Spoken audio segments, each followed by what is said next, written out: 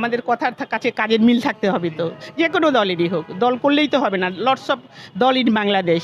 আচ্ছা আপু, আমরা দেখতে পাচ্ছি যে নতুন নতুন অনেক দলই ব্যাঙের ছাতার মতো গজিয়ে যায় এবং কিছুদিন পরে এগুলা নিস্তেজ হয়ে যায়। আপনি কি মনে করেন জনতা পার্টিকে নিয়ে আপনি কিরকম আশাবাদী? আমি আশা করি জনতার পার্টি অনেক চিন্তা ভাবনা করে আগাচ্ছে বা ইন ফিউচারও আগাবে। আমি আশা করি জনতা দলের জন্য এটা প্রযোজ্য না। আমরা দেখি যে এইসব পার্টি কিছুদিনের মধ্যে বিলীন হয়ে যায়। হ্যাঁ, হয়ে যায়। তাদের ধরেন অনেকের তো ধরেন আমাদের কথার কাছে কাজের মিল থাকতে হবে। তো যে কোনো দলেরই হোক, দল করলেই তো হবে না, লটস অফ দল ইন বাংলাদেশ।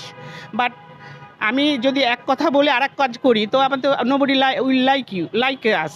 তো আমাদের ধরেন কথার সাথে সবাই চায়, সবাই বুঝে নিজের ভালো মন্দ। হ্যাঁ, গরিব বলেন বড়লোক বলেন সবাই বুঝে নিজের ভালো মন্দ, দেশের ভালো মন্দ। তো ভালো মন্দ যদি আমি 10টা বলি যে আমি কমিটেড হই যে এটা করব, 10টার মধ্যে সম্ভব না। 10টা না হলে তো ধরেন 4টা কিংবা 3টা তো করা উচিত জনতা মানে যে কোনো দলেরই। যদি আমি একটাও কিছু না করতে পারি, আরও যদি মাইনাস হয় আমার দ্বারা বা আমার দল দ্বারা, তো ডেফিনেটলি পাবলিক তখন এটা অ্যাকসেপ্ট করবে না। অ্যাকসেপ্ট করবে না বলেই যে কোনো এক দল আস্তে আস্তে বিলুপ্ত হয়ে যায় বা ভ্যানিশ হয়ে যায়। সে যে বড় দল হোক আর ছোট দল হোক, বিগিনিং হোক আর অনেক স্ট্যাবলিশ হোক, এটাই আর কি আমি মনে করি। হ্যাঁ, তাহলে আপনি কি আশাবাদী যে এই জনতা দল সামনে তারা ভালো করবে এবং রাষ্ট্র ক্ষমতায় গিয়ে জনগণের কথা বলবে?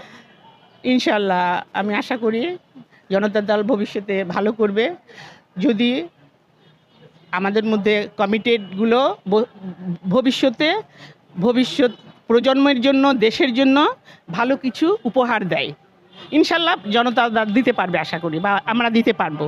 হ্যাঁ, আমি চিটং থেকে জাহানারা আবেদিন। জি জি, আমি ব্যবসা করি। ওকে, থ্যাংক ইউ।